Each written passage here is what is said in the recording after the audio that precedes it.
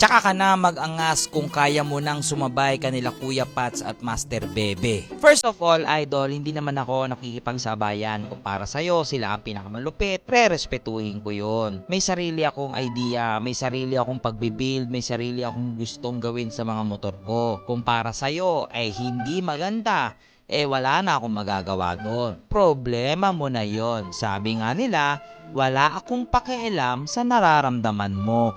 Boom! Sa pool ka, boy? Kasi bakit ako makikinig sa'yo kung ikaw mismo wala kang sariling motor? Boom! Sa pool ka, boy? Tsaka mo na ako laitin kung meron ka ng poging motor. Boom! Sa pool ka, boy? Kung sila Master Bebe at Kuya Pats ang mamabash sa akin, mas matatanggap ko pa. Pero kung kagaya mo na mga wala namang sariling motor, kwento mo sa hangin. O ito, para mas lalo kang mainggit, may kakabit ako sa aking motor ngayon. Kung para sa'yo, hindi pa rin ito madiin, problema mo na yon.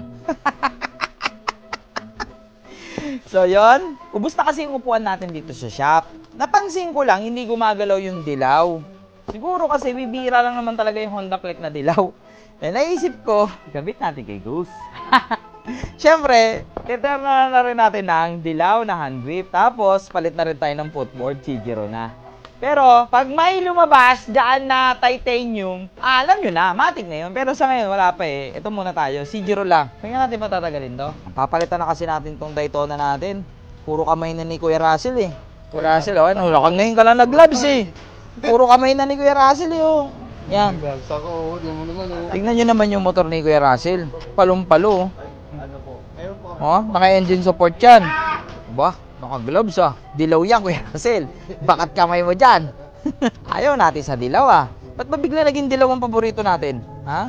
Ikaw nagsuggest eh.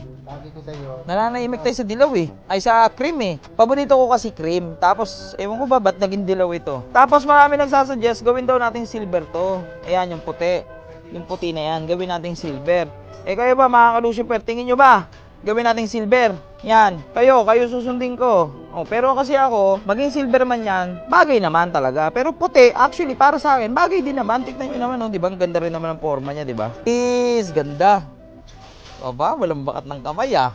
Wow. Testing. Wow, malinis. Naka-gloves. Cheap mechanic. Ayan na, dilaw na rin ang ating grip. So next natin, C0 in. Testing. Wow, iba talaga, nakakapogi talaga to.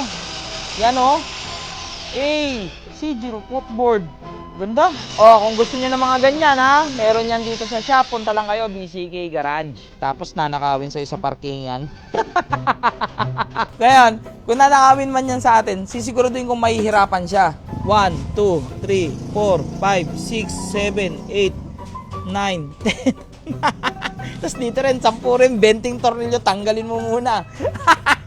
Yan, bibili muna tayo ng mga tornilyo. Sa ngayon, 4 lang muna kakabit natin.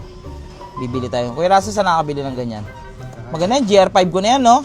Ngayon, try natin to. Yan. Sa mga gusto rin ng Indoseat, meron yan dito sa ating shop. Yan, BCK Garage lang. Meron tayong adswap niya, no? Pwede mong bilhin yan. So, kung gusto ng adswap ng iba po, pwede. Yung mga stock seat nyo, pwedeng ipalit yan dito sa shop. Alright. Ganda.